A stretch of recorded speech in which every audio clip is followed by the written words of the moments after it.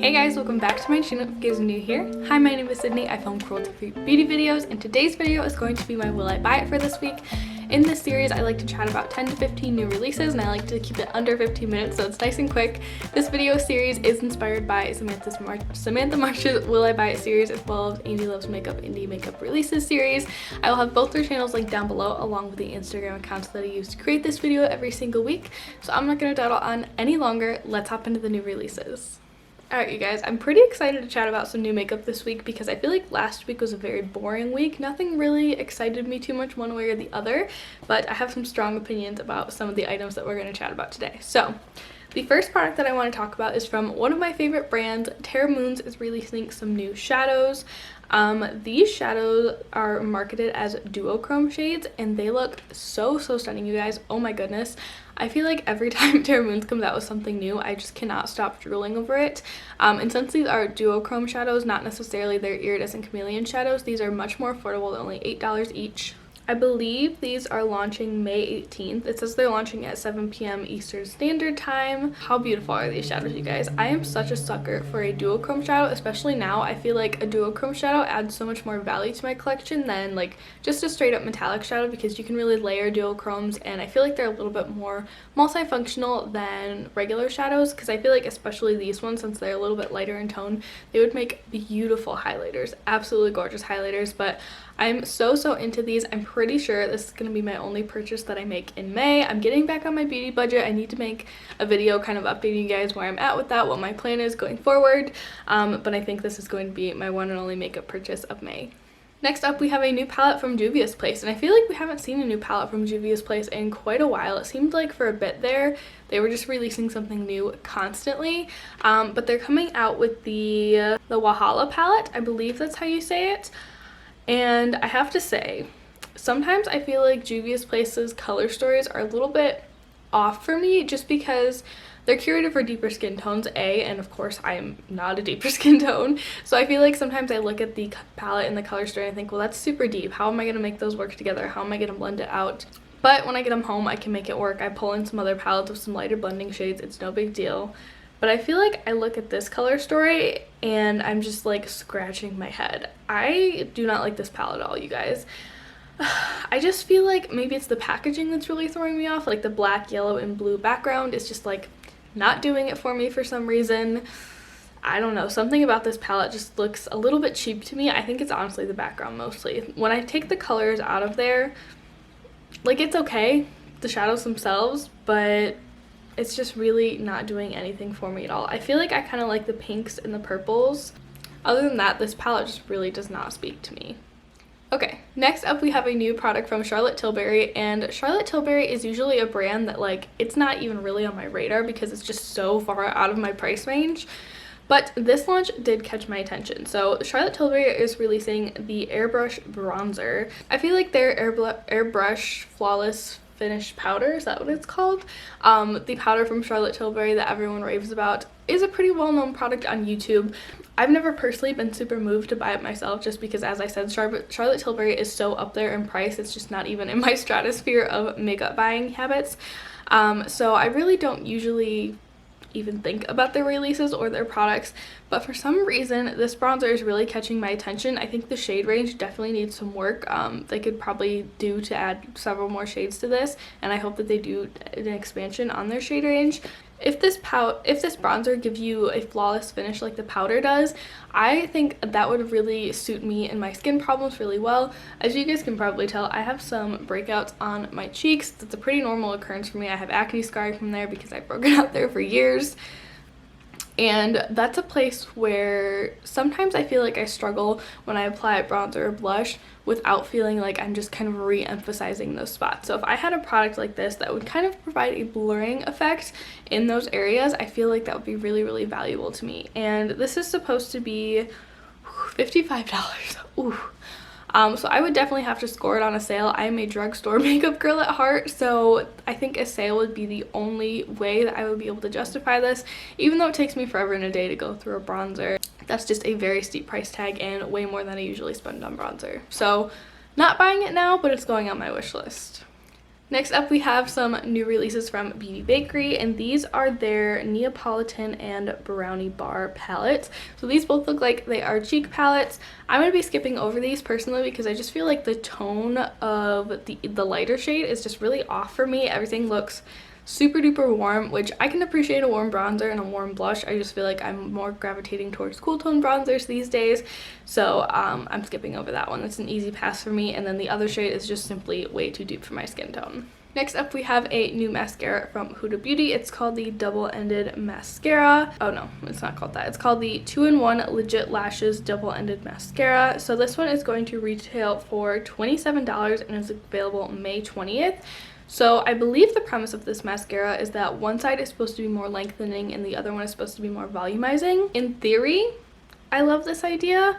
But for the price tag, $27, I really don't. I can go to the drugstore and get an Essence Lash Princess and like maybe a CoverGirl Exhibitionist mascara. Pair those two together, get a very similar effect for under 15 bucks. So while I like the idea of this mascara, I don't like the price tag, and I feel like you can get a similar effect with just two drugstore mascaras. Okay, next up we have a new skincare collection from e.l.f. and it is their CBD collection. I feel like I've been saying this every single week in my Will I Buy It videos for like a month now. I'm tired of seeing CBD in literally everything. Most of the time when it's in makeup, it's not potent enough to even have an effect. So I'm just a little bit over the CBD theme. That being said, the only reason I even gave this collection a double take is because e.l.f. is a very affordable skincare brand and I really do want to try some of their skincare.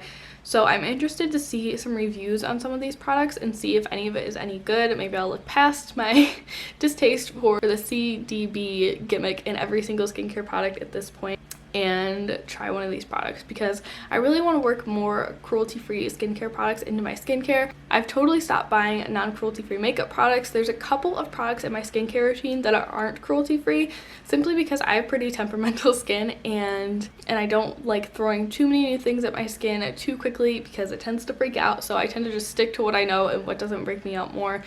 But I would be open to trying some things from e.l.f. I'm curious to see what other people have to say about this collection. I'm sorry if you guys can hear the weed whacker or something outside. I think they're doing some lawn care in the apartment complex next door to me. But the next item we have is from Haus Labs and it's their Stupid Love eyeshadow palette. This is the first thing that has come out of Haus Labs that like makes me think like, oh yeah, that could be Lady Gaga. I could see Lady Gaga wearing that. But even so, broken down, this is like half blue, mostly neutrals. This is like a half blue, half neutral palette, and I thought we were done with that trend. I'm not really interested in this palette. Honestly, Haus Labs has been like the biggest letdown for me. I thought it was going to be a really cool, like, innovative brand with lots of like cool that maybe brought some elements that I love so much from indie makeup into a more mainstream brand and made it a little bit more accessible, but it's just been really boring, honestly. I'm not into this palette. Okay, next up, I want to mention a product that I don't know if it's brand new, but I swore like several months ago I heard some of my favorite YouTubers lamenting the loss of this product because it had been discontinued or they couldn't find it anymore. But these are the Cover FX custom bronzer drops. So I know these existed long ago, like when they did their initial launch with the custom cover drops, the highlighters, and the bronzer drops. Did they have blush drops? I don't think they had blush drops. I was always interested in these liquid bronzers, but I was always like, I don't really know if I'm going to use those. I'm not really a liquid product girl. Now I'm all into liquid and cream products and I am super duper interested in these.